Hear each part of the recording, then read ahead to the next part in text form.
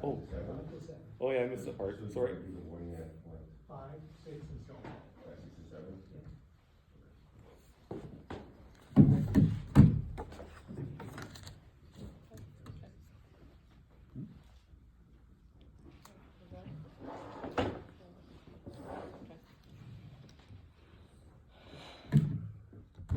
Coffee, donuts, bagels, hockey, small towns, Canada. What do these words make you think of?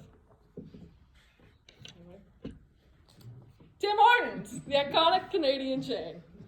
I'll take a medium dark roast with 2 milk and 2 sweetener, and an everything bagel toasted with plain cream cheese, please.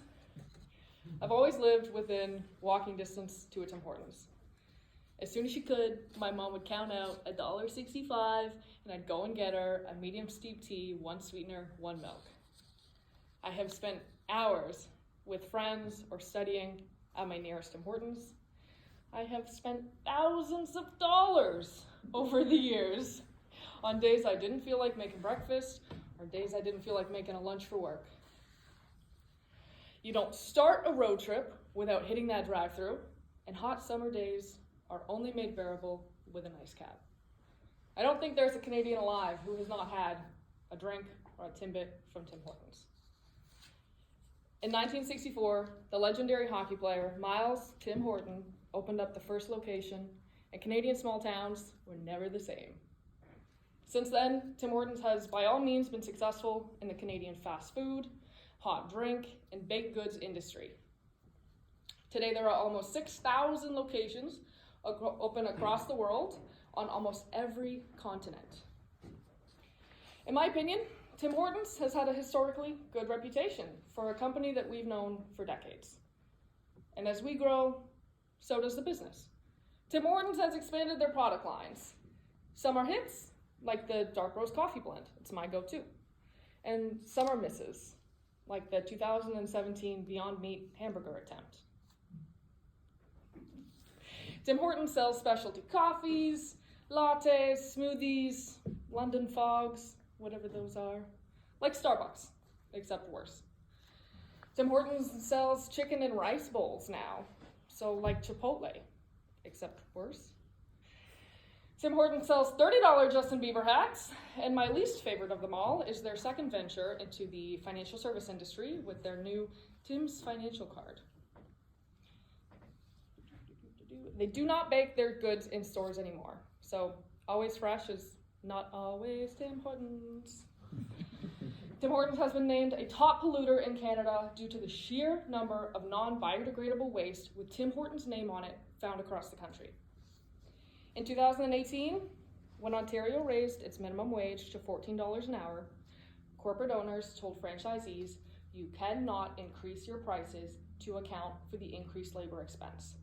So instead, they cut ancillary benefits, which to me sort of cancels out the point of a minimum wage increase. Last but not least, in 2022, it was found that the Tim Hortons app on your phone was illegally taking more data than it was allowed to. I guarantee you, I am not the only person to notice this downward spiral in Tim Hortons' goodwill, alongside the quality of its products. The coffee is just not consistent.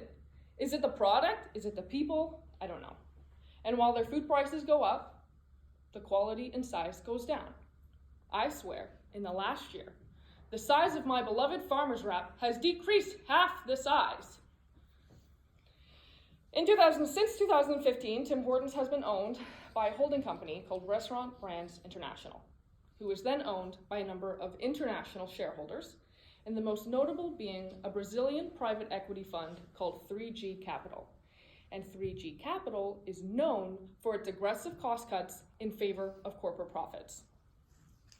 All good things must come to an end, and said end has come to Tim Hortons' good reputation. It is now, sadly, just one brand under an international fast food conglomerate focused on profits, expansion, and global growth. Their business no longer resembles a Canadian company focused on the Canadian basics: good coffee, good donuts, hockey, Canadian communities. Tim Hortons is not owned by Canadians. Tim Hortons is not directed by Canadians. Its profits are not Canadian. Today, it is as Canadian as Burger King. And they continue to pull on our national heartstrings and grip the claim that it is a true Canadian brand. And that I do not appreciate. I don't want another Starbucks. I don't need another Chipotle. I don't want beaver balls, and I don't trust private equity funds with my personal and financial data. This year is Tim Hortons' 60th anniversary. You've already seen the branding, the marketing. They're leaning back into that Canadian past, even bringing back some old classic donuts. What's a Dutchie? I don't know. Tim Hortons knows that their sales have declined, and to bring them back, their goal, their plan, is to lean into that Canadian history. But the thing is that it's been a weird couple of years for our national identity. Our unity in Canada is more questionable now than ever before in my lifetime, honestly. And our patriotism and being part of this country is more meaningful than a corporate branding strategy. It is for this reason I am reducing my Tim Hortons dependence, and I encourage you all to do the same. It's hard. I know. My local coffee shop doesn't have a drive-thru, and they don't make that sauce from the farmer's rep. But I do not stand for our national identity being used for empty foreign profits.